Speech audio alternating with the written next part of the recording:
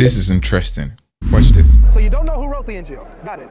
Was it written during the time of Jesus, after his time? You don't know. Okay, I got you. So we don't know when the Injil was written. We don't know who wrote the Injil. You don't know? Well, I'm about to ask you. It's not about I came to the knowledgeable brother. I came to the Muslim. When you don't know who wrote the Injil, when you don't know when it was written, how do you know that Matthew, Mark, Luke, and John are not the ones who wrote the Injil?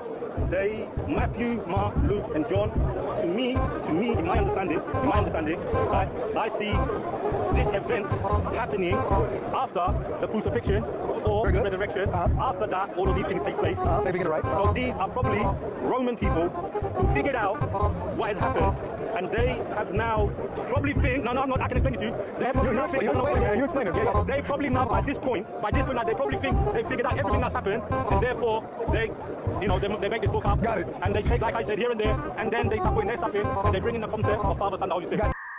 That's it. You can laugh what you want. They came after it. Okay. They wrote the book. All right, so they wrote the book after the resurrection, right? Now remember, this is why this is important. You don't know who wrote the Injil. You don't know when it was written. need to know, So Matthew, Mark, Luke, and John writing the gospel after the ascension of Jesus doesn't disqualify them as authors of the Injil. Whatever.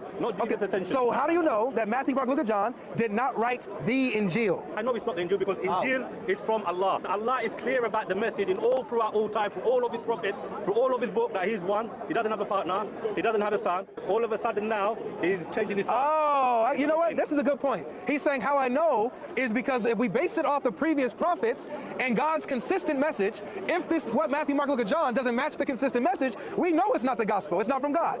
So we can judge based off the previous prophets. So for example, if the previous prophets taught that, for example, God is the Father, or that God has a son, and things of this nature, then we can know that Matthew, Mark, and Luke, and John are authentic and according to God, right? Okay, very good. So for example, we got Deuteronomy 32:6. Moses says that God is our Father who created us. So Moses in the Torah acknowledges that God is our Father. We don't believe that. Oh, I know you don't. Your goalpost was, I know that Matthew, Mark, you said, I know that Matthew, Mark, Luke, and John did not write the Injil because it doesn't match with the consistent message of the prophets.